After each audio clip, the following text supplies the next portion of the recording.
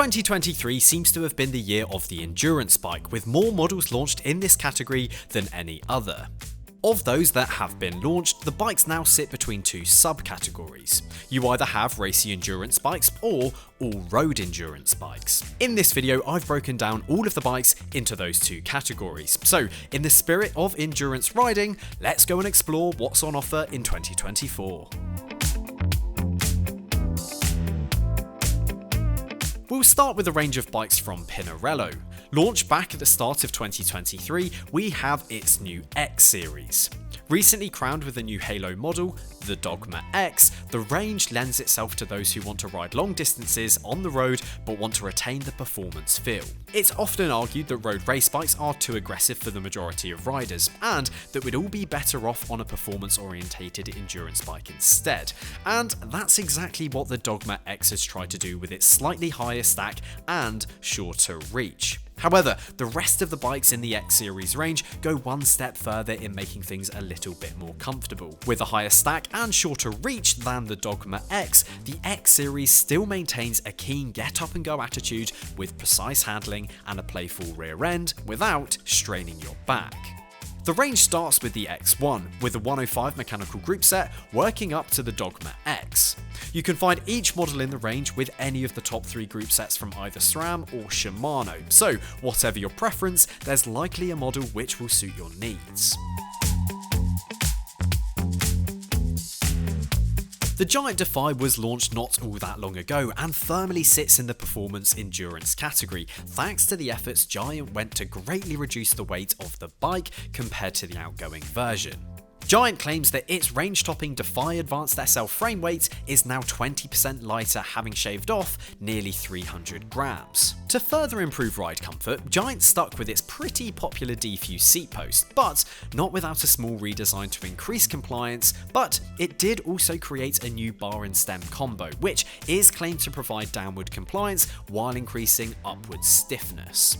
It's a baffling and slightly difficult claim to get your head around, let alone test. However, when we tested the bike out on the road, we found the ride to be very comfortable. We could feel the seat post working and reducing the road chatter. The bars were certainly comfortable, but we cannot claim to have felt what Giant says it has engineered into the cockpit. That said, the increased tyre clearance of up to 38mm was welcomed and will of course be doing the bulk of the heavy lifting on smoothing out the ride. Giant has continued to offer the Defy at great value, and builds starting here in the UK will begin at £2,299. Exploding onto the scene with some of the most exciting new propositions was Van Rysel, back in April at the Ciotta Classic Bike Show. It debuted an entirely fresh new range, and one of the bikes which caught our eye was the NCR.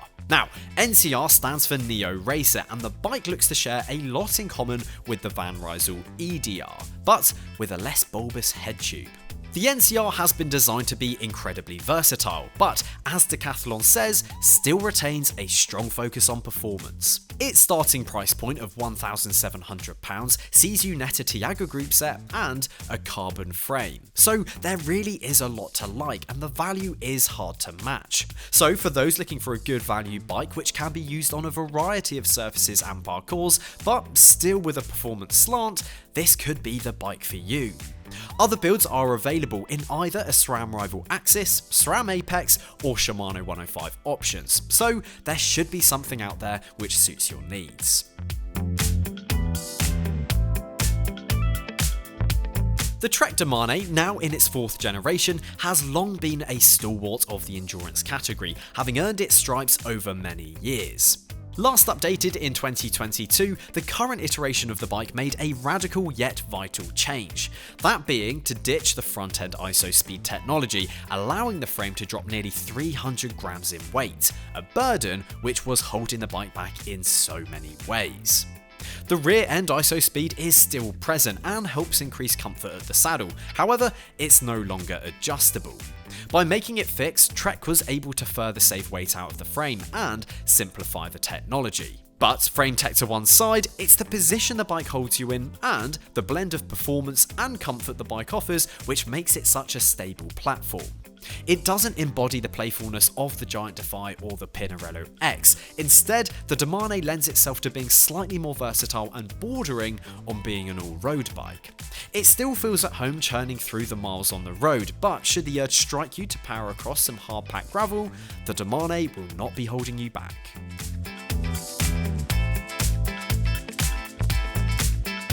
From one stalwart to another, the Specialized Allez received an update this year which positioned itself in front of a new audience.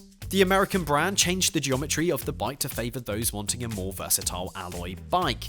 This meant the bike suited those who do want to ride in more comfort, be that out riding long distances, commuting, or just enjoying leisurely weekend rides. Along with the change in geometry, the bike is now disc brake only and plays host to both mudguards and pannier rack mounts for ultimate versatility.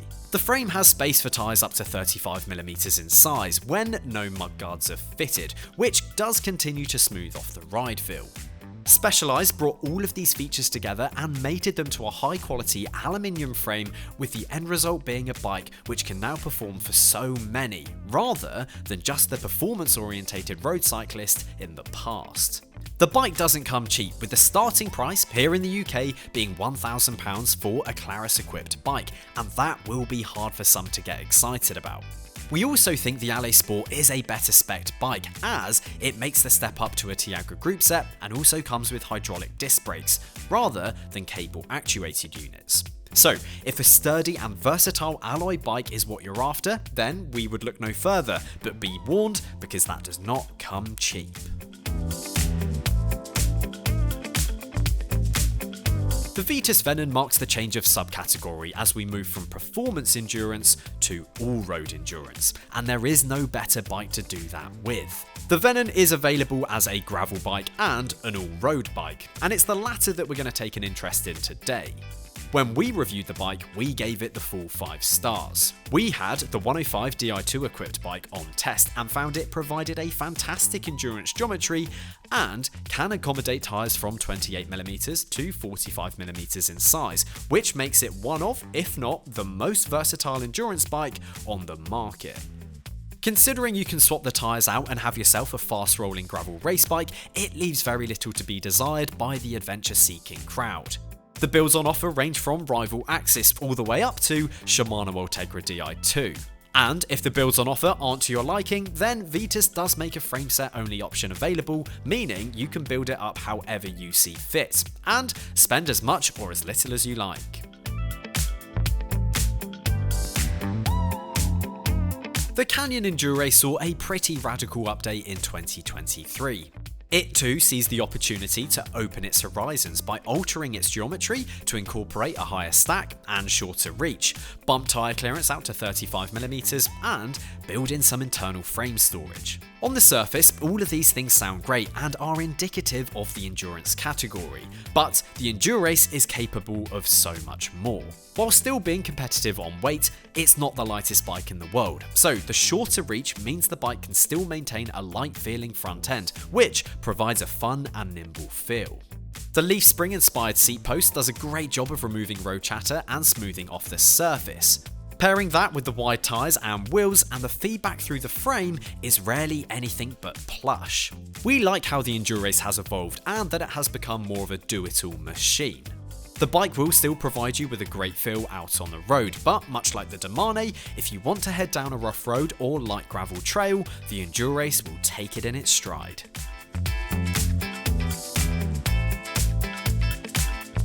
The bike most recently released was the Specialized Roubaix. The Roubaix has long been a fan favourite in the endurance market, and the latest version of the bike has seen the brand double down on what the market seems to like so much. The new bike is also leading the way in the change from heritage endurance bikes, embracing a new world of all-road versatility. So what are the changes? Well, the bike now has clearance for up to 40mm wide tyres, a very flexy seat post, and a new future shock up front, allowing for a greater amount of fine-tuning to the front end suspension. These all sound like gravel features, but the Roubaix did also improve its aero credentials with subtle changes to the tube profiles to keep itself up to date with its competitors. It's also lighter than the previous version. Again, not by a lot, around 50 grams, but the saving does mean it's kept lean and up there with the best of the rest. With new rack mounts, top tube mounts and fender mounts, the Roubaix is an incredibly versatile bike and one which should perform well on a myriad of terrains. The only downside is that, like many other bikes in the specialised range, it doesn't come cheap, as the starting price for a Tiagra build is either $2,800 or £2,500. Let us know down below, out of all of these bikes, which would you pick? If you enjoyed the video, then please do drop it a like, subscribe to the channel for more content, and we will see you again very soon.